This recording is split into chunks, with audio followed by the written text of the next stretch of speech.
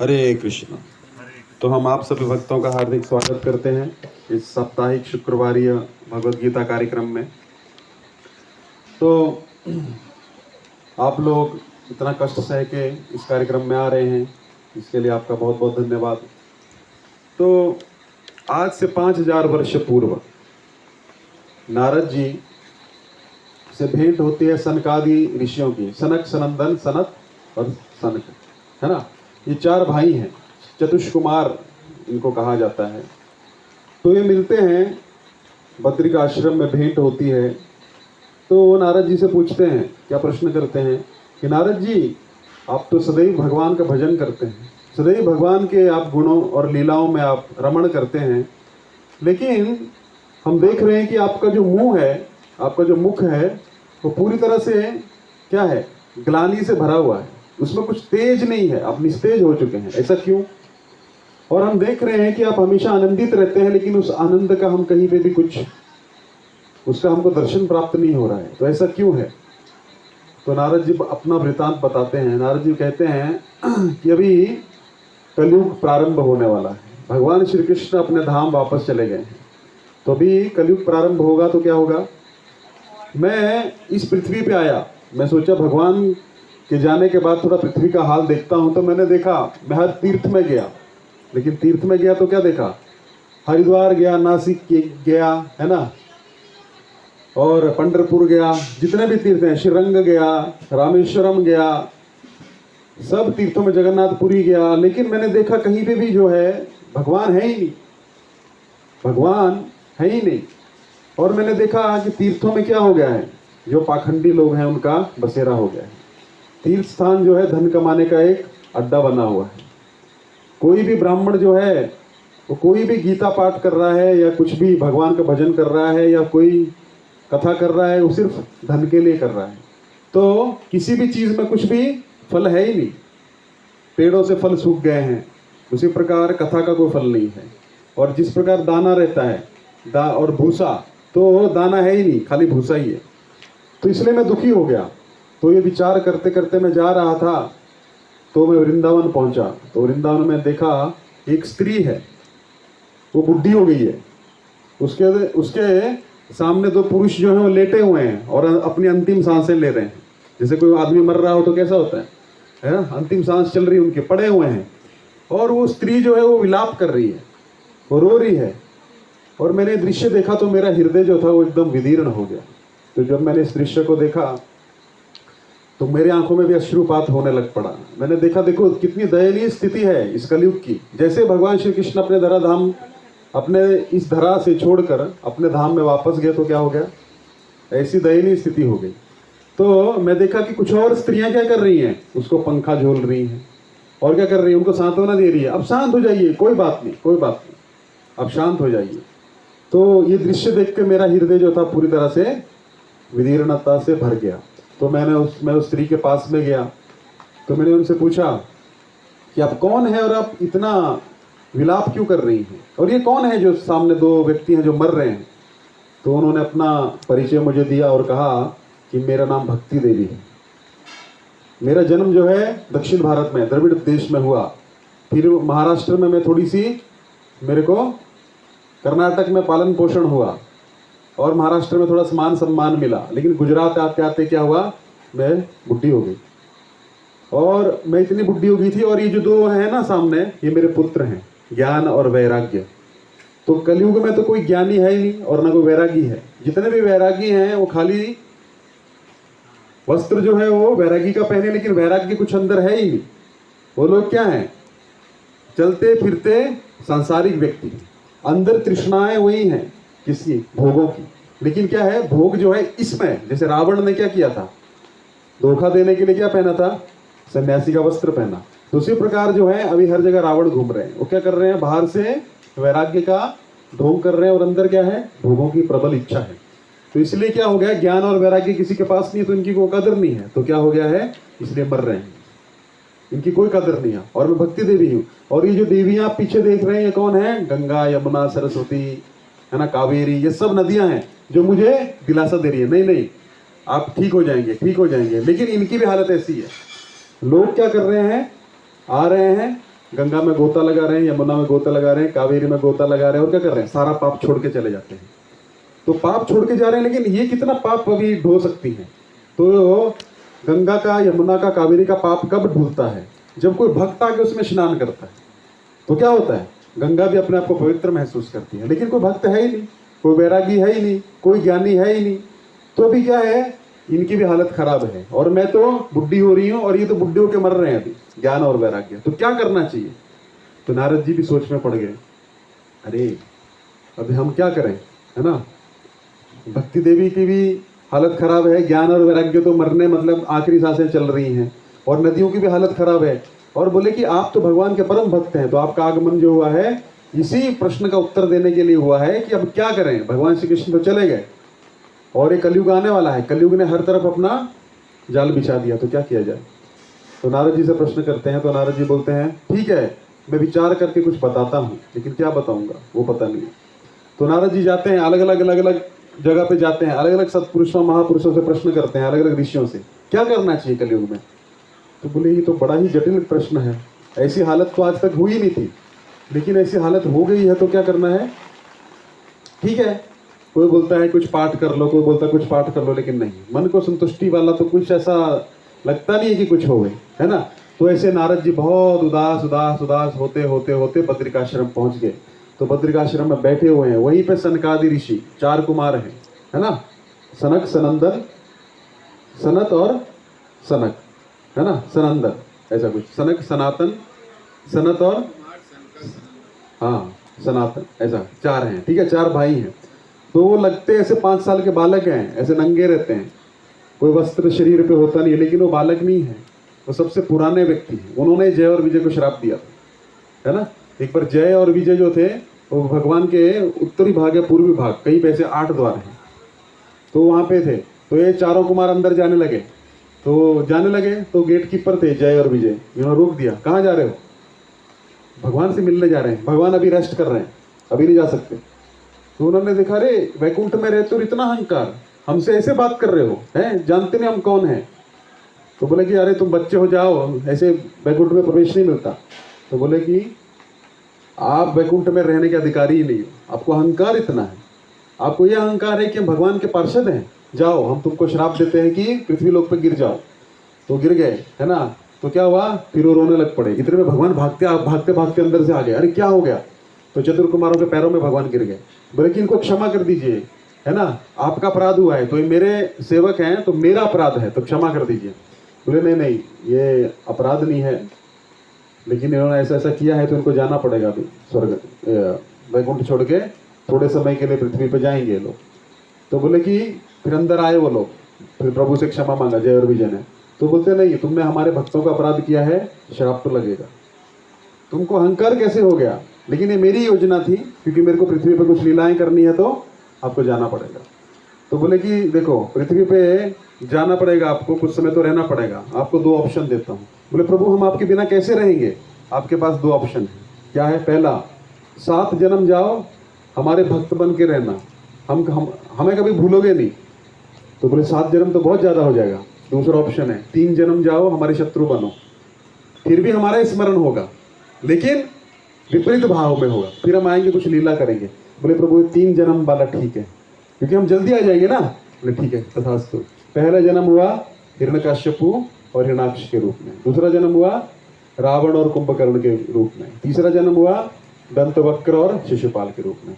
तो हमेशा कभी भगवान को भूले नहीं, हमेशा रात दिन किसका स्मरण रहता था, भले विपरीत भाव में होता है। देखिए भाव होता है ना, तो जो आप किसी से प्रेम करते हैं उसको कभी कभार आप भूल भी सकते हैं, लेकिन जिससे आप सबसे ज्यादा द्वेष करते हैं उसको आप कभी नहीं भूलोगे, रात दिन उसका स्मरण होता रहेगा। रात को भी नींद खुलेगी तो उसने ऐसा मेरे साथ किया था, है ना। अब देखो ऐसा होता है कि नहीं होता। तो अब द्वेष में ज्यादा स्मरण करते हैं, तो उसी प्रकार क्या है कि उनको ज्यादा स्मरण हो रहा था। तो फिर ये तो खैर, तो आपको इस 4 कुमारों का थोड़ा सा इंट्रोडक्शन दिया। तो ये 4 कुमार थे। तो जैसे नारद जी से मिले तो नारद जी से पूछते हैं, क्या पूछते हैं कि वो बच्चे ना बाहर चले गए, है ना, उनकी मम्मी को अंदर बोलो कि वो बाहर घूम रहे सड़क पे। तो 4 कुमारों से जैसे ही श्री नारद जी की भेंट होती है तो क्या बोलते हैं कि आपका मुंह क्यों लटका हुआ है, आप क्यों उदास हैं? तो बोले ऐसी ऐसी ऐसी विकट स्थिति आ गई है, कलयुग में कोई भी साधन नहीं है, कोई लोग योग नहीं कर सकते, तप नहीं कर सकते, है ना, कोई भी जो पद्धति है वो फल देने वाली नहीं है, तो क्या किया जाए? तो बोला गया आप श्रीमद् भागवत का जो भगवान की वाणी है ना, गीता का। तो क्या हुआ, इससे पहले भी एक चीज मैं बता देता हूँ। तो नारद मुनि ने जब भी वृंदावन में थे तो थोड़ी सी तरुणी हुई, थोड़े सा प्राण आया था उनमें। तो इतने में क्या हुआ, उनमें थोड़ा उन्होंने वेद और वेदों के जो वेदांत है उसका पाठ किया और गीता का भी पाठ किया। थोड़ा सा प्राण आया उनमें, थोड़ी सी सांस और चलने लगी। तो देखिए अरे गीता का पाठ किया, वेदांत का पाठ किया, वेदों का पाठ किया, फिर भी प्राण नहीं आ रहा है, क्या बात है? तो वो ज्यादा टेंशन में आ गए नारद जी कि क्या हो रहा है, इतना गीता पाठ किया, शास्त्र का पाठ किया, तब भी नहीं हुआ, तो क्या करना चाहिए? तो इतने में क्या बोला कि फिर वहां पे गए तो सनक आदि ऋषि बोलते हैं कि आपको श्रीमद् भागवत का पाठ करना चाहिए, क्योंकि श्रीमद् भागवत जो है वो स्वयं भगवान श्री कृष्ण है, तो इसका पाठ करना चाहिए। तो मैं इसलिए बता रहा हूँ ये कि भगवान की लीला में और कथा में बहुत शक्ति है। तो अगर हम वो लीला और शक्ति का पाठ करेंगे, आस्वादन करेंगे, तो क्या होगा, हमारे जीवन में भी बदलाव आएगा। तो खैर ये तो कथा थी। अभी भगवत गीता पे आते हैं। कहाँ थे हम भगवत गीता पे? 23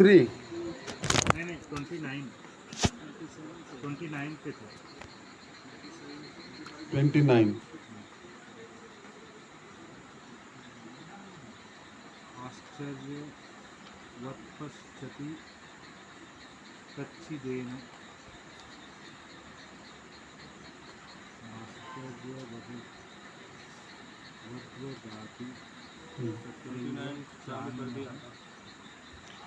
29 चालू कर दिया था।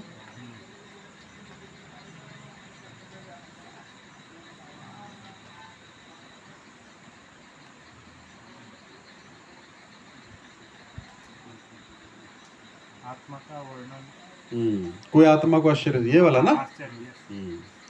ठीक है, तो मेरे पीछे दोहराएंगे। तो अभी तक क्या हो रहा है, भगवान जो है आत्मा का ज्ञान अर्जुन को दे रहे हैं, है ना? तो ये श्लोक है आत्मा का ज्ञान। अभी ये जो सेक्शन है खत्म हो जाएगी, आत्मा का ज्ञान जो है। तो मेरे पीछे बोलेंगे आश्चर्यवत पश्यति कश्चिदेनम, आश्चर्यवद वदति तथैव चान्यः, आश्चर्यवचैनमन्यः शृणोति, श्रुत्याप्येनं वेद न चैव कश्चित्।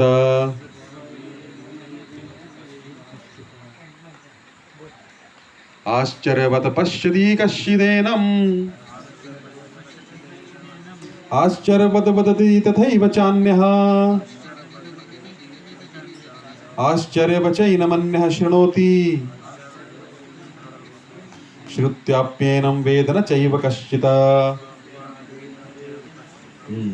तो अभी भगवान क्या बता रहे हैं कि आत्मा का ज्ञान हम ले रहे थे ना, तो आत्मा में भगवान क्या बोल रहे हैं कि कोई व्यक्ति जो है आत्मा को कैसे देखता है, आश्चर्यवत पश्यति कश्चिदेनम। कुछ लोग आत्मा को कैसे देखते हैं, आश्चर्यचकित होकर देखते हैं, अरे आत्मा होता है क्या, आत्मा भी कुछ है क्या, है ना? तो कुछ लोग कैसे देखते हैं, आश्चर्यवत पश्यति कश्चिदेनम, आश्चर्यवद वदति तथैव चान्यः। और कुछ लोग आश्चर्य से आत्मा के बारे में बोलते हैं, ऐसा आत्मा होता है, हम मर जाते हैं तो हमारा आत्मा चला जाता है, या वो मर गया उसका आत्मा चला गया। तो आत्मा के बारे में लोग आश्चर्य वद वदति तथैव चान्यः। और कुछ लोग आश्चर्य से आत्मा के बारे में बोलते हैं, आश्चर्य वचेन मन्यः शृणोति। और कुछ लोग क्या करते हैं, आश्चर्य से आत्मा के बारे में सुनते हैं, शृणोति, अच्छा आत्मा ऐसा होता है, और बताओ आत्मा के बारे में, आत्मा कैसा होता है ना? श्रुत्याप्येन वेद न चैव कश्चित्। लेकिन कोई कोई इसके विषय में सुनकर भी कुछ नहीं समझ पाते, है ना? देखिए ये श्लोक समझ में आया आपको? कुछ लोग क्या करते हैं, आत्मा के बारे में आश्चर्य से देखते हैं, पश्यति, आत्मा होता है, अच्छा आत्मा होता है, अच्छा और कुछ बोलते हैं आश्चर्य वदति तथैव चान्यः, कुछ आत्मा के बारे में आश्चर्य से बोलेंगे और कुछ आश्चर्य वचेन मन्यः श्रोति, कुछ सुनेंगे लेकिन फिर भी श्रुत्या पेन वेदन चैव कश्चित्, लेकिन फिर भी समझ नहीं पाएंगे। क्यों ऐसा? भगवान बोल रहे हैं सुनते सब हैं, बोलते भी हैं आश्चर्य से, है ना, देखते भी हैं आश्चर्य से। अरे आत्मा होता है, देखो हाथी के शरीर में भी एक आत्मा है, चींटी में भी एक आत्मा है, इतना छोटा साइज आत्मा का होता है, 10,000 है ना, 10,000वां भाग बाल के अग्रभाग का, ऐसे ऐसे हमने पढ़ा था, सुना था, लेकिन फिर भी समझ नहीं पाते। क्योंकि समझने के लिए क्या चाहिए? ना तो बोलने से आप समझ पाएंगे, ना सुनने से समझ पाएंगे, ना देखने से समझ पाएंगे। ये भौतिक इंद्रियों से आप कुछ नहीं देख सकते। तो ये भगवान यहाँ भौतिक इंद्रियों की बात कर रहे हैं। हमारी इंद्रियां कैसी हैं? भौतिक है ना। देखिए आपको रात को दिखता नहीं है, दिखता है किसी को? नहीं दिखता है, अंधेरा दिखता है ना। और 20 हर्ट्ज से लेके 20,000 हर्ट्ज के बीच का हम सुन सकते हैं, उसके परे का भी नहीं सुनाई देगा। उसके छोटे से चींटी बात करता सुनता आपको? नहीं सुनता है ना।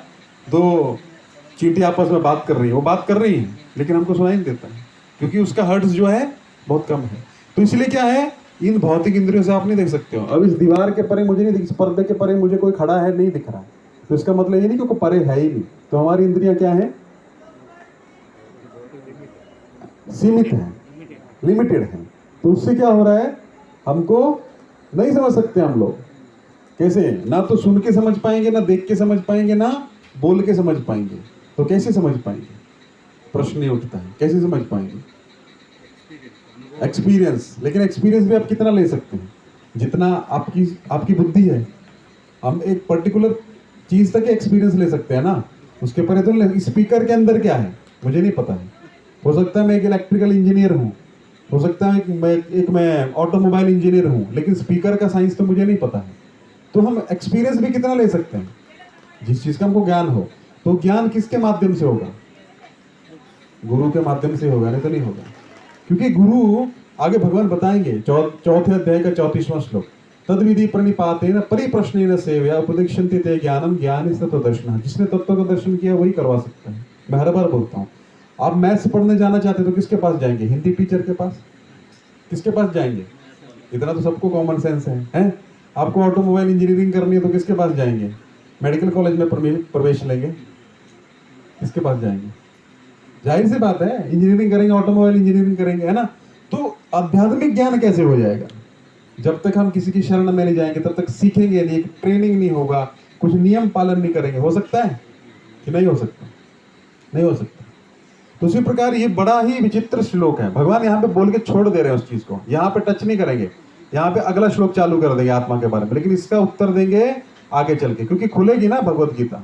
ये तो अभी मैंने पिछली बार बताया था, गीता का सार में क्या दे रहे हैं? पूरा भगवत गीता का एक साथ में पूरा मसाला दे दिया उन्होंने, है ना। अब जिसकी जैसी इच्छा है वो ऐसा प्रश्न करेगा। पहले तो पता तो होना चाहिए आपको, पहले पूरा आइडिया दिया जाता है ना। देखो भाई ये फैक्ट्री है, इसमें हम ये बनाते हैं, ये फिर आपको दिमाग लगाना कि आप यहाँ पे क्या कर सकते हैं। ऐसे होता है ना, पहले एक आइडिया दिया जाता है ना, पहले एक स्ट्रक्चर बनाया जाता है। जैसे मान लीजिए हमको एक मंदिर बनाना है, मंदिर का एक नक्शा बनाया जाएगा ना, फिर नक्शे में क्या क्या होगा, यहाँ पे टेम्पल रूम होगा, यहाँ पे किचन होगा, यहाँ भगवान का किचन होगा, यहाँ प्रसादम होगा, ऐसा ऐसा होता है ना। फिर उसके बाद आप कितना सजा सकते हो उसको आपके ऊपर है, लेकिन जनरल आइडिया भगवान गीता के सार में पूरा का पूरा दे देंगे आपको। फिर आप अपने दिमाग का घोड़ा दौड़ाइए जितना दौड़ता है ना। फिर प्रश्न होगा। तो प्रश्न जो है, अर्जुन जो था कृष्ण से डायरेक्ट प्रश्न करते थे, आप हमसे प्रश्न करिएगा, ठीक है। तो अभी तो प्रश्न आपको नहीं होंगे, बाद में आपको बहुत प्रश्न होंगे। अभी कर्म चलेगा इसके बाद में। तो आप कर्म करते हैं ना। जो मनुष्य जो है, जो जॉब धंधा ये करता है, उसको कर्मी कहा जाता है, क्योंकि हम किसी फल के लिए आकांक्षा कर रहे हैं। तो कर्म में बहुत सारे प्रश्न हो गए। अब बोलोगे प्रभु जी हमको तो झूठ भी बोलते हैं, कितना झूठ बोलना है? दाल में नमक के बराबर कि नमक में दाल के बराबर, है ना। कितना झूठ अलाउड है? ये सब प्रश्न होंगे अभी धीरे धीरे आपको। अभी तो आपको आश्चर्यवत पश्यति, अभी तो आप आश्चर्यचकित हो रहे हैं, अरे ऐसा ऐसा भी था क्या? अभी तो खुल रहा है। तो कब होगा? जब गुरु क्या करेगा? ज्ञानांजन शलाकया चक्षुर्मिलितम येन तस्मै श्री गुरुवे नमः। हम गाते हैं ना, मंगलाचरण क्या करते हैं? ओम अज्ञानतिमिरान्धस्य ज्ञानांजन शलाकया। हमारा सबका जन्म किसमें हुआ? ज्ञानता में हुआ है। अभी आपको कुछ दिख रहा है? आपको मान लीजिए यहाँ पे चलो फिर भी लाइट है, आपको घने जंगल में छोड़ दें, या आप अपने घर पे गए, लाइट नहीं है, आप घर में प्रवेश करोगे तो क्या होगा? टकराओगे ना, कुर्सी से टकरा जाओगे, टेबल से टकरा जाओगे। जैसे लाइट जलेगी तो कोई टेंशन नहीं है, एज इट इज सब कुछ दिखेगा। वही ज्ञान है, वो कौन देता है? गुरु। चक्षुर्न मिलितम, वो चक्षु कौन देगा? गुरु जी देंगे। अर्जुन को देंगे ना भगवान, कहाँ पे? 11वें अध्याय में विराट रूप दिखाएंगे। तो हम सोच रहे हैं हम अपने पढ़ने से सीख जाएंगे, अपने समझ से सीखने की कोशिश करेंगे, नहीं हो सकता। ओम अज्ञान तिमिरांधस्य, जो तिमिर है, जो अंधेरा है, हमारा सबका जन्म किस में हुआ है? अज्ञानता में हुआ है। ओम अज्ञान तिमिरांधस्य ज्ञानांजन शलाक्या, हमारे गुरुदेव ने क्या किया? हमारे आंखों पे अंजन लगाया। अंजन समझते हैं? अंजन होता है ना, आजकल तो माताएं नहीं लगाती बच्चों को, पहले बहुत लगाती थी, है ना। गांव का बच्चा होगा, उसको इधर इतना काजल लगाया होगा, है ना, इधर इतना बड़ा टीका काला होता है ना, पूरा काला काला ही दिखेगा। क्यों? क्योंकि उससे आंखों की रोशनी पड़ती है। तो ज्ञानांजन शलाक्या, हमारे गुरुदेव क्या करते हैं? ज्ञान का अंजन लगाते हैं, फिर हमको दिखता है ठीक ठीक। ओम ज्ञान तिमिरांधस्य से ज्ञानांजन शलाक्या चक्षुर्न मिलितम येन, जिन्होंने हमें चक्षु प्रदान किए। कौन से? दिव्य चक्षु। चक्षुर्न मिलितम येन तस्मै श्री गुरुवे नमः, उन गुरु को हम प्रणाम करते हैं। तो हमको चक्षु तो प्रदान करते हैं। आप अपना जॉब धंधा करते हैं, कहीं से सीखा है ना, तो किसी का गुरु होता है। ट्रक सीखने वाले का भी ट्रक ड्राइवर उस्ताद होता है ना, है, उसको पहले तो 2-3 साल तो साफ ही कराता है ट्रक को, है ना।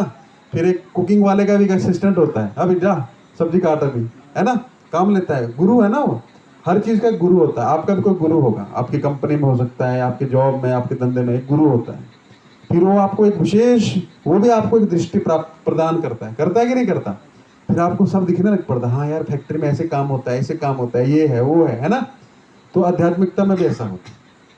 ऐसा नहीं तो ज्ञान प्राप्त नहीं होगा, है ना। बिन गुरु ज्ञान कहाँ से पाऊं, वो भजन है ना, बिन गुरु ज्ञान कहाँ से पाऊं, दीजो ज्ञान हरि गुण गाऊं। भजन है ना, कौन सा भजन है वो? मन तड़पत हरि दर्शन को आज, उसमें भी गुरु की महिमा का वर्णन है। तो गुरु के बिना ज्ञान नहीं हो सकता। फिर बात क्या, आप तो समझदार ही हैं, क्या क्या है वो? एक तरफ गुरु खड़े, एक तरफ गोविंद, है ना, ऐसे ऐसे बहुत सारे भाई। तो भगवान गुरु की महिमा क्यों बता रहे हैं यहाँ पे? बोल नहीं रहे हैं, लेकिन फिर भी बता रहे हैं। क्या बोल रहे हैं? फिर भी नहीं समझ पाओगे, समझाने के लिए दिव्य चक्षु लगेंगे। तो श्रुतप्येन वेद न चैव कश्चित्, लेकिन कुछ कुछ लोग जो हैं, जो गुरु की शरण ले लेते हैं, वो लोग सीख जाते हैं। लेकिन जो नहीं लेंगे वो नहीं सीख पाएंगे। इस माइक के अंदर बहुत सारे तार है, लेकिन मुझे पता नहीं, लेकिन जो तार बनाने वाला उसने अपने गुरु से सीखा है, उसको एग्जैक्ट पता है आवाज क्यों नहीं आ रही है। तो हर चीज का ज्ञान होता है, तो आध्यात्मिकता में भी हमको ज्ञान लेना पड़ेगा, नहीं तो भूल जाइए। चलिए, इतना समझ गए, आगे चलते हैं। तभी वो ज्ञान कैसे मिलेगा भगवान बताएंगे।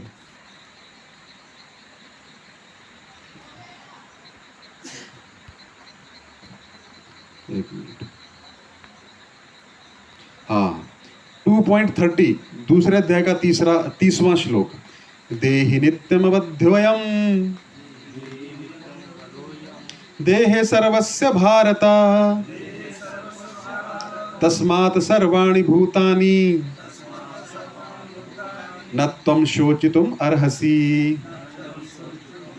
हाँ, देहि नित्यम अवध्योयम, ये संधियों के नित्यम वध्योयम लग रहा है, लेकिन अवध्यो है। अब नीचे देखेंगे तो उसमें अवध्य है। अवध्य मतलब देही। देखिए हमारा क्या है, देह है, देह है, और देह के अंदर जो प्राणी रहता है उसको क्या बोलते हैं? देही, है ना। तो देही क्या है? आत्मा है, और देह क्या है? शरीर है।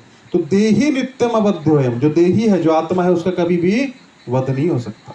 देही नित्यम अवध्योयम देहे सर्वस्व भारत, और देहे शरीर में जो सर्वस्व, हरेक के भारत है भरतवंशी। भारत मतलब भरतवंशी, तुम तो भरतवंशी हो, तुम तो वैदिक सभ्यता का पालन करने वाले हो। तुम्हारे एक पूर्वज हुए जिनका नाम था महाराज भरत, और उनके नाम से ही तो ये है महाभारत या भारत देश। तो तुम तो भरतवंशी हो, तुमको तो शंका नहीं करनी चाहिए, तुम तो वैदिक सभ्यता का पालन करने वाले हो। तो तुमको शंका की क्यों हो रही है? देही का कभी भी, आत्मा मतलब देही, जो देह के अंदर रहता है ना। नगर है, नगर के अंदर जो रहता है उसको क्या बोलते हैं? नागरिक ना। शहर के अंदर जो रहता है उसको शहरी बोलते हैं ना। उसी प्रकार देह के अंदर जो रहता है उसको क्या बोलते हैं? देही। आप में से किसी ने भी देही को देखा नहीं है। आपके जो घर संसार में जो लोग हैं उनको भी आपने देखा नहीं है, कोई उस देही को देख ही नहीं सकता। उसका असली स्वरूप जो है भगवत धाम में प्रकट होता है। आप कौन हो, है ना। अभी हम काले हैं, गोरे हैं, है ना, बंगाली हैं, मराठी हैं, गुजराती हैं, वो तो शरीर का आइडेंटिफिकेशन है आधार कार्ड में, तब तक ये जब तक आप जिंदा हैं। असली आधार कार्ड आपने देखा ही नहीं अभी तक। असली प्राणी को हम देख ही नहीं सकते। असली प्राणी जो है वो देही है। तो देही कैसा है? नित्यम अवध्योयम देहे सर्वस्व भारत तस्मात् सर्वाणि भूतानि। तो तुम्हें किसी भी जीव के लिए, जितने भी भूत हैं, भूत मतलब भूत प्रेत नहीं, भूत मतलब जितने भी प्राणी हैं, तुम्हें किसी के लिए भी शोक नहीं करना चाहिए। फिर से देखिए, बार बार न तुम शोचितुम अर्हसि, तो चौथी पांचवी बार आ गया पिछले 4-5 श्लोकों में। तो अर्जुन, तुम्हें शोक करने का कोई विषय नहीं है, क्योंकि क्या है, देही तो कभी मरता नहीं है। तो तुम सोच रहे हो भीष्म पितामह मर जाएंगे, है ना, दुर्योधन मर जाएगा, द्रोणाचार्य मर जाएंगे, ये मरने वाले नहीं है। देही नित्यम अबद्धोयम देहे सर्वस्य भारत तस्मात् सर्वाणि भूतानि न तम शोचितुम अर्हसि। तुमको शोक नहीं करना चाहिए। किस चीज का शोक? ये तो मरेंगे ही नहीं। अबे अगर मर जाए तो तुम बोलो अरे हाय मर गए, है ना। मरेंगे भी नहीं, और तुम चाहते हो कि भाई कभी ना मरे, वैसा भी नहीं होगा। शरीर तो छोड़ना पड़ेगा, लेकिन मरेंगे नहीं।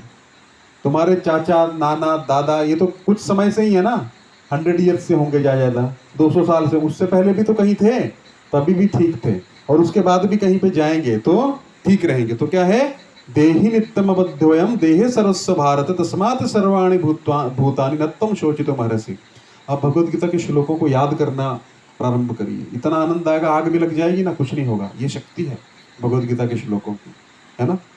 तो जब पद्म पुराण में जाइए, एक एक अध्याय का महात्मा है, बहुत महात्मा है। कोई अगर गीता का एक श्लोक भी एक दिन में एक अक्षर भी पढ़ता है, वो व्यक्ति जो है भगवत धाम जाता है, और वो दूसरों को भी तार देता है।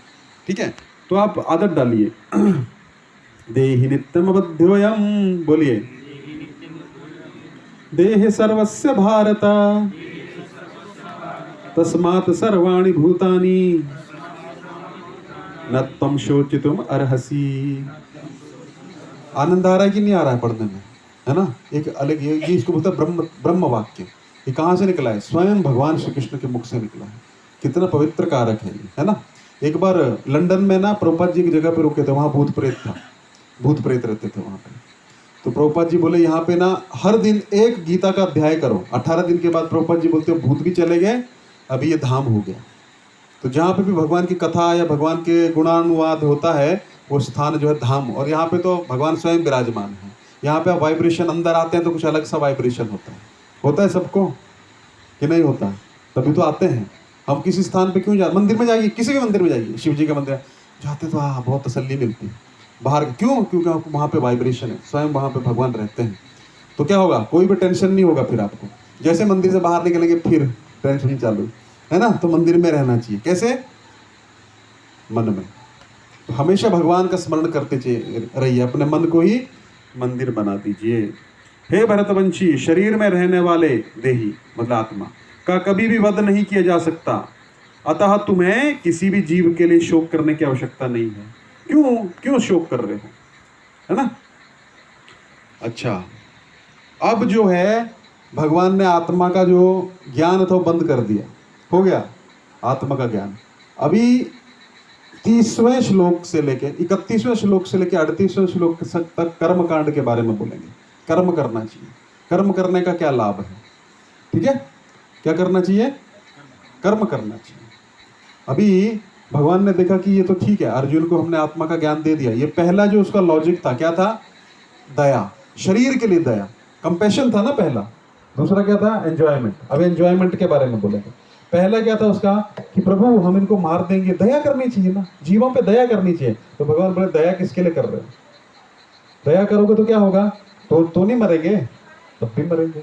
तो दया को भगवान ने यहाँ पे काट दिया कि आत्मा और देह का भेद बता के, इसको ही ज्ञान कहा जाता है। अगर आपको कोई बोले ना ज्ञान ले लो, ज्ञान तो बहुत प्रकार का है। मेडिकल इंजीनियरिंग है ना, मेडिकल इंजीनियरिंग, और क्या है, अकाउंट्स का, है ना, कंस्ट्रक्शन का, ऑटोमोबाइल इंजीनियरिंग, है ना, प्लास्टिक का ज्ञान, लकड़ी का ज्ञान, जो भी ज्ञान ही ज्ञान है। लेकिन वो ज्ञान नहीं कहलाएगा, क्योंकि उसमें आत्मा और शरीर का भेद जहाँ पे हमको पता नहीं लगता, वो ज्ञान कैसा है? वो अज्ञान है, क्योंकि उसका लास्ट में जाके वो जीरो ही होने वाला है। आपको एक चेक दिया जाए 00000, आप खुश हो जाएंगे? कितनी भी जीरो लगा लो क्या होगा, वो चेक फेल ही होने वाला है ना, अकाउंट में जीरो ही आने वाला है। चाहे 10 जीरो लगा लो, 15 लगा लो, लेकिन उसमें सिर्फ एक जीरो है, लेकिन एक 1 लगा दिया तो 1 रुपया यहाँ लगाओगे तो 1 रुपया आ जाएगा, यहाँ लगाओगे तो 10 रुपया आ जाएगा। बाकी एक के सामने जितनी जीरो लगाओगे फायदा ही फायदा है। तो वही जीरो जो है वो हमारा सारा ज्ञान है।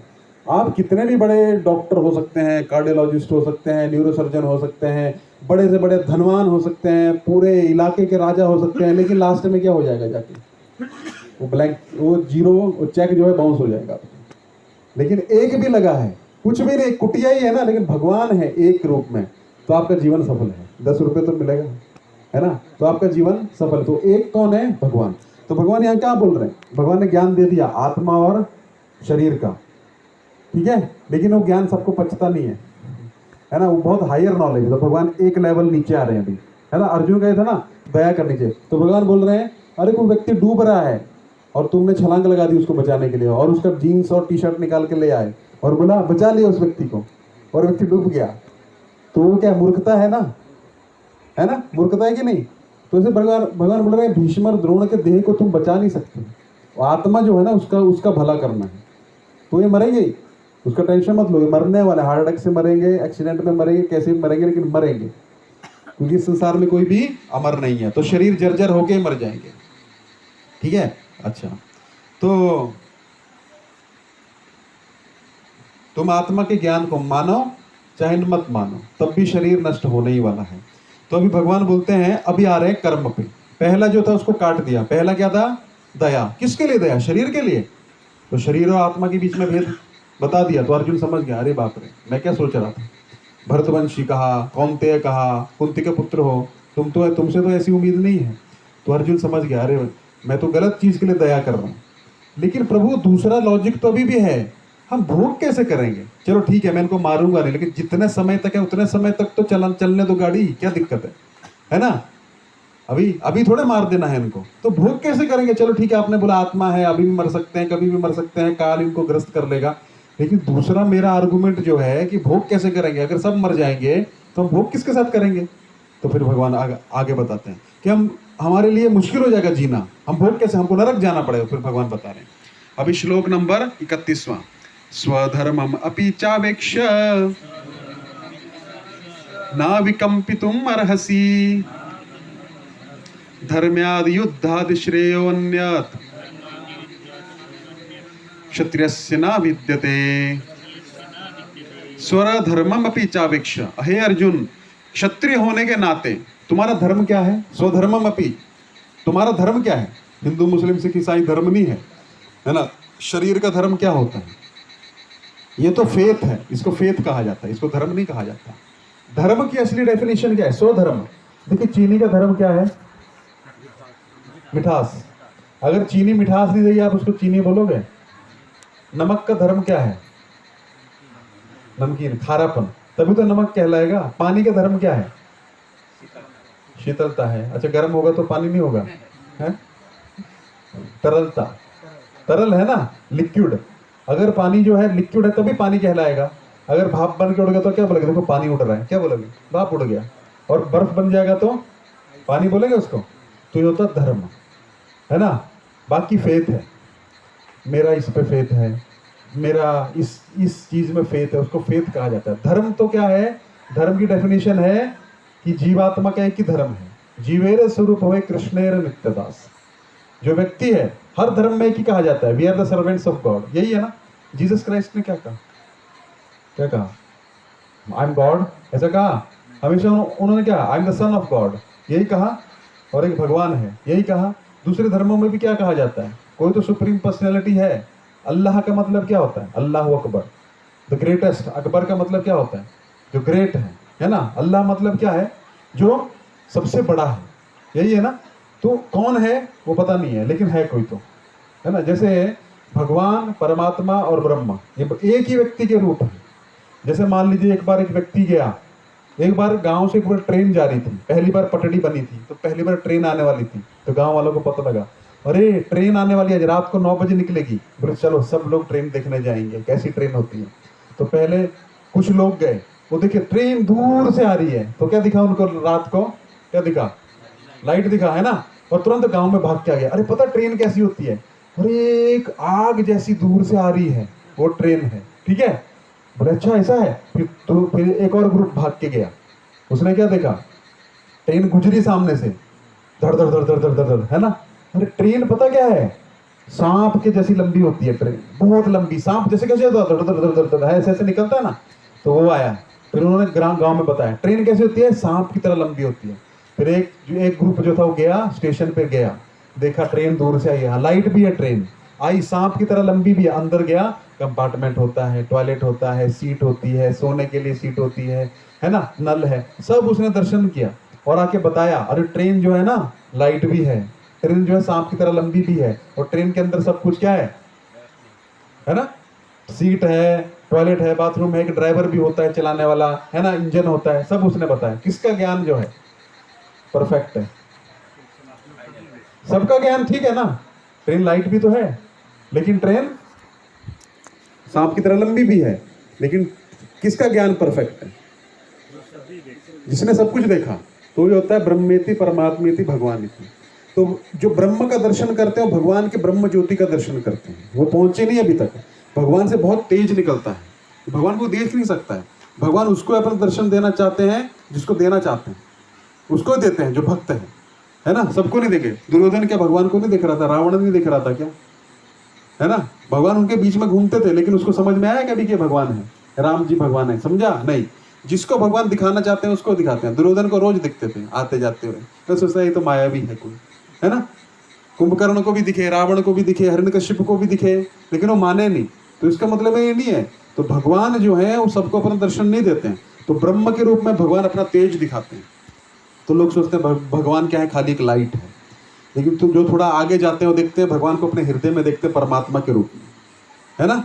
तो देखते हैं भगवान परमात्मा है, चतुर्भुज रूप में है। लेकिन जो भगवान के और आगे जाते हैं, प्रिय बनते हैं, वो भगवान के धाम को भी देखते हैं, भगवान कैसे अपने घर में इंटरेक्ट करते हैं वो भी देखते हैं। अभी आप सब लोग अपने अपनी कंपनी में काम करते हैं, लेकिन घर में आप क्या है, एक कैजुअल ड्रेस में घूमते हैं। वैसे आप ऑफिस में जा सकते हैं क्या? है बरमूडा पहन के चले गए एक दिन, है ऐसा हो सकता है क्या कैजुअली? या आप किसी को कैजुअली बात कर सकते हैं क्या? नहीं कर सकते हैं। आप एक थोड़ा प्रोफेशनल रहते हैं। उसी प्रकार भगवान जो है, आप अपना एटीएम का पिन सबको तो नहीं बताते, पत्नी बताएंगे, बच्चों को बताएंगे, है ना, कि भाई कोई फ्रेंड बना नया नया फेसबुक पे, अपना एटीएम पिन भेज दिया उसको, हमारा बहुत क्लोज है। ऐसा होता है क्या? भगवान भी ऐसे ही है। सबको तुरंत रिलेशनशिप पर डिपेंड करता है।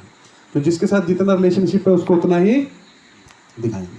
और रिलेशनशिप बनेगा थोड़ा और अंदर लेंगे, और रिलेशनशिप बनेगा तो फिर घर में तब तक नहीं लेके जाते हैं, है ना। हम भी ऐसा करते हैं ना, घर में सबको नहीं लेके जाते हैं ना। घर में क्या है, जब अच्छा रिलेशन, आइए घर पे आइए कभी, फिर दिखाएंगे ये हमारा बेडरूम है, ये हमारी अलमारी है ना। ऐसा दिखाते हैं कि नहीं दिखाते हैं? तो ये रिलेशनशिप पर डिपेंड करता है। तो भगवान क्या बोल रहे हैं अर्जुन को, अब धीरे धीरे खोल रहे हैं। तो ये होता है धर्म से हम गए थे यहाँ पे। धर्म क्या है? धर्म है भगवान की सेवा। आप सब वैसे भी भगवान की सेवा ही कर रहे हैं, आपको पता नहीं है, लेकिन, है ना। लेकिन क्या है, इनडायरेक्ट रूप से कर रहे हैं। जो सेवा हमको भगवान की करना चाहिए, हम किसी कर रहे हैं? परिवार की कर रहे हैं, नहीं कर रहे हैं, देश की कर रहे हैं, अपने नगर की कर रहे हैं, किसी ने अपने बॉस की कर रहे हैं कि नहीं? वही सेवा हम भूल के यहाँ पे आए हैं, लेकिन वही सेवा हमको करनी तो पड़ेगी, क्योंकि हमारा धर्म है वो। कोई भी व्यक्ति आप देख लीजिए, किसी भी मजहब का देख लीजिए, किसी भी फेथ का देख लीजिए, आज उसका फेथ मान लीजिए XYZ है, कल को अपना फेथ बदल दे तो क्या व्यक्ति बदल जाएगा? नहीं बदलेगा, उसका फेथ बदल रहा है। लेकिन एक चीज पक्की फिक्स है, धर्म उसका फिक्स है, क्या है? भगवान की सेवा करनी पड़ेगी। आपको देखिए घर में भी कुकिंग करनी पड़ेगी, करनी पड़ती है ना, खाना ही पड़ता है, कमाना पड़ेगा, और भगवान की सेवा करेंगे, वही चीज़ है। भगवान के लिए भी वैसे कुकिंग होती है। तो हम जाने अनजाने, या तो आप वेदर यू सर्व डॉग और यू सर्व गॉड, करना तो पड़ेगा। गॉड और डॉग देखिए उल्टा ही है ना। तो या तो आप कुत्ते की सेवा करिए, उसका कुत्ता जाता है रोड पे कर देता है, तो फॉरेन में ऐसा नियम है, उसको पैकेट में उठा कर डालना पड़ता है, नहीं तो फाइन होता है। इंडिया में तो किधर भी, है ना, किधर भी करा दिया, ऐसा नहीं चलता फॉरेन में। तो या तो आप कुत्ते की सेवा करिए। देखिए बड़े बड़े लोग हैं, बहुत पैसा उनके पास में, लेकिन रिलेशनशिप नहीं है, तो क्या करते हैं? कुत्ता पाल लेते हैं। देखिए बड़ी बड़ी गाड़ियों में कुत्ते, आप जाइए बीच पे देखिएगा, कुत्ता बाहर झांक रहा होता है, देखा है? कितने लोगों ने देखा है? तो किसकी सेवा कर रहे हैं वो? कुत्ते के नहलाएंगे, धुलाएंगे, उसको बेस्ट फूड देंगे। फिर कई लोग तो वसीयत भी उसके नाम ही लिख के जाते हैं, है ना। अभी तो कॉमन सी बात हो गई। क्यों? क्योंकि आपको किसी को तो सेवा करना पड़ेगा। परिवार वाले दुख देते हैं तो क्या है, ये कुत्ता कम से कम भौंकता तो नहीं है हम पे, गाली तो नहीं देता है, तो कुत्ते को पाल लेते हैं, है ना। तो लेकिन आपको सेवा तो करना पड़ेगा। या तो आप परिवार की सेवा करिए, भगवान की सेवा, ऑप्शन आपके पास है, चॉइस आपकी है। तो धर्म वो है, वो आत्मा का एक ही धर्म है, क्या है? भगवान की सेवा। अलग अलग माध्यम से अर्जुन को भगवान क्या बोल रहे हैं? अपने 100 धर्म, तुम्हारा धर्म, शरीर का धर्म तुम्हारा किस में जन्म हुआ है? क्षत्रिय कुल में। तो शरीर का धर्म क्या है? युद्ध करना। इसलिए 100 धर्म। यहाँ आत्मा का धर्म भी वही है। लेकिन देखिए, आपका अगर शरीर का धर्म भी भगवान की सेवा बन जाए तो आत्मा और शरीर का धर्म एक ही हो गया, है ना। जैसे अर्जुन का, भगवान वही चीज कर रहे हैं। क्या बोल रहे हैं? भगवान स्वयं मौजूद है वहां पर और क्या बोल रहे हैं? मेरे लिए युद्ध करो। और तुम्हारे शरीर का धर्म भी क्या है? युद्ध करना। तो और आत्मा का धर्म भी क्या है? मेरे लिए कुछ करना। तो हो गए दोनों बराबर। तो तुम्हारा धर्म आत्मा का भी वही है और शरीर का भी वही है। तो शरीर का धर्म भी आत्मा का धर्म बन सकता है। मान लीजिए कोई बहुत अच्छा अकाउंटेंट, तो भगवान के मंदिर में अगर सेवा करता है भगवान का अकाउंट्स रखने के लिए, तो उसका क्या शरीर का धर्म है, उसका वो बुद्धि भी वैसी है, लेकिन वो भगवान की सेवा में लग जाते हैं। इसीलिए क्या होता है, हम जो भी सेवा कर रहे हैं, जो भी हमारी विशेषता है, उसको भगवान की सेवा में लगा दीजिए। तो आत्मा का धर्म भी भगवान की सेवा है और शरीर का धर्म, इस जन्म में हमें हमारे कर्मों के कारण कुछ शरीर मिला है और वैसी हमारी मनोवृत्ति है, वो भी सेवा भगवान की सेवा में लग सकती है। आप समझ रहे हैं? ये फायदा है शरीर का। आपको गृहस्थी में है, कोई बात नहीं, अपने परिवार को भगवान की सेवा में लगाइए। कोई अगर ब्रह्मचारी है, कोई बात नहीं, अपने ज्ञान से लोगों को प्रचार करिए। आप में जो काबिलियत है, खूबियत है, उसको भगवान की सेवा में लगाइए। कोई सन्यासी है, भगवान की सेवा में लग जाइए। भगवान की सेवा में लगने के लिए कोई बाध्यता नहीं है। कोई अमीर है तब भी लग सकता है, कोई गरीब है तब भी लग सकता है। तन से, मन से, धन से। तन से करिए, धन से करिए, वो भी नहीं कर सकता, मन से करिए। अच्छा सोचिए कि हाँ होना चाहिए, अच्छा कुछ भगवान के लिए सेवा में करो, उसका फल है। पहले के युगों में मन में आप बुरा सोचते थे ना, उसका भी फल होता था। लेकिन कलयुग में जो है ना, अच्छा सोचने का फल है मन में, बुरा सोचने का फल नहीं है। सोचिए कितना, तो हम तो बुरा ही सोचते रहते हैं, कितना कर्म लगेगा। मनसा वाचा कर्मणा, है ना। आपने ऐसा भी सोच लिया ना, यार बहुत अच्छा है, ये लोग बहुत अच्छा काम कर रहे हैं, आपको उसका फल मिल जाएगा। लेकिन मन में सोचा क्या है, ये लोग कुछ भी बोलते रहते हैं, तो क्या है, उसका फल नहीं मिलेगा, लेकिन वो एक्शन में आ जाएगा तुरंत। कभी ना कभी किसी के बोल देंगे, अरे वो लोग तो ऐसे कुछ भी बोलते रहते हैं, तो उसका क्या होगा, कर्म में आ जाता है। मन में आप कुछ भी सोचोगे, देखो कलयुग का एक लक्षण है, तुरंत आप जो मन में सोचते हैं तुरंत बाहर आ जाता है, आप रख नहीं पाओगे मन में।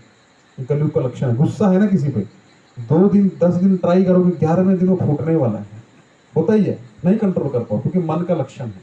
तो क्या है, स्वधर्मपि चावेक्षण अविकंपितुम अर्हसि। तुम कंपन क्यों कर रहे हो, कांप क्यों रहे हो अपने धर्म से? तुम्हारे धर्म का पालन करो। क्या करो? तुम्हारा धर्म क्या है? क्षत्रिय का धर्म युद्ध करना, है ना। क्षत्रिय होने के नाते अपने विशिष्ट धर्म का विचार करते हुए तुम्हें जानना चाहिए कि धर्म के लिए युद्ध करने से बढ़कर धर्म्यादि युद्धादि श्रेयो, इससे श्रेयस्कर वस्तु तुम्हारे लिए कोई नहीं है। अरे क्षत्रिय लोग तो तरसते हैं किसके लिए? युद्ध करने के लिए। धर्म्यादि युद्धादि श्रेयो अन्यत्र क्षत्रियस्य न विद्यते। ये तो क्षत्रियों के लिए बहुत ही क्या है ना, बहुत ही खुश होने का विषय है, बहुत ही है अभिमान का विषय। तुम तो खुश होना चाहिए। अभी एक आदमी पूरा 15 साल क्रिकेट सीखा, अब उसका इंडिया टीम में सिलेक्शन हो जाएगा, तो उसका संकोच या उसके कांपने का विषय है क्या?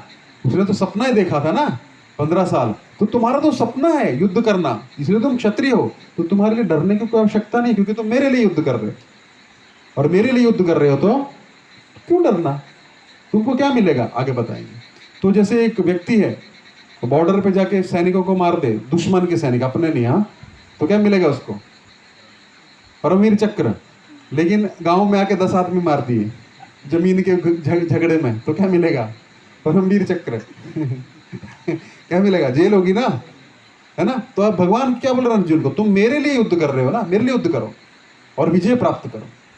अच्छा, क्षत्रिय होने के नाते अपने विशिष्ट धर्म का विचार कर। विशिष्ट मतलब आत्मा का तो एक ही धर्म है, भगवान की सेवा करना, लेकिन हमारे शरीर के अनुसार हमारे कुछ मनोवृत्ति होती है, हमारे कुछ टैलेंट्स रहते हैं।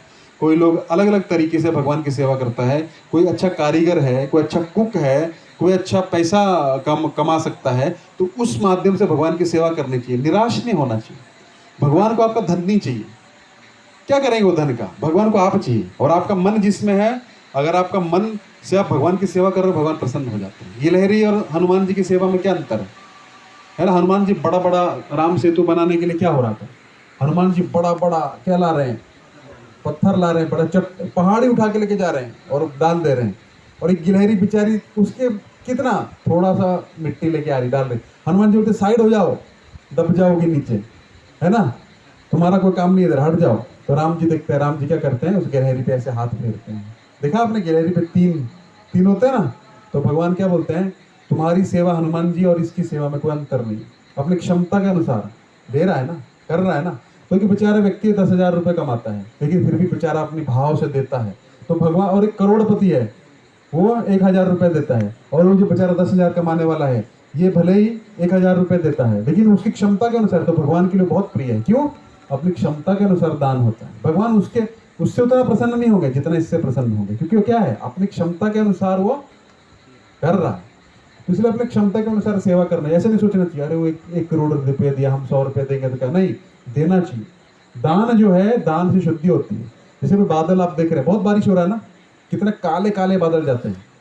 तो भगवान शास्त्र में बताते हैं, शास्त्र वर्णन करता है कि इस संसार में 18वें अध्याय में हम पढ़ेंगे भी, कोई भी चीज जो है अग्नि के साथ धुआं होता ही होता है, उसी प्रकार कोई भी कर्म के साथ पाप होगा ही होगा। उस पाप का शुद्धिकरण के लिए आपको दान करना पड़ेगा। जिस प्रकार एक काला बादल जो है, काला क्यों है? क्योंकि बहुत पानी है, जब तक वो पानी छोड़ेगा नहीं तो क्या होगा, सफेद नहीं होगा। सफेद बादल से कोई डरता नहीं है ना, अरे सफेद है बारिश नहीं होगी। लेकिन काला बादल जैसे आता है तो क्या होता है, तो काला हो जाता है। तो हम भी काले पड़ जाते हैं झूठ बोल बोल के, है ना। थोड़ा बहुत चीटिंग तो करना ही पड़ता है ना प्रभु, है ना। केटरिंग में भी थोड़ा बहुत हमको, तभी तो कमाई होगी ना हमको, है ना। कोई भी कार्य है उसमें झूठ बोले बिना कार्य नहीं हो सकता। तो हम काले पड़ जाते हैं, पाप चढ़ जाता है, इसलिए बीमारी आती है, प्रॉब्लम आती है, शोक होता है घर में। तो जब तक हम दान नहीं देंगे तो क्या होगा, शुद्धि नहीं होगी। क्योंकि वह दान, वो धन ही हमारी आसक्ति और दुख का कारण है।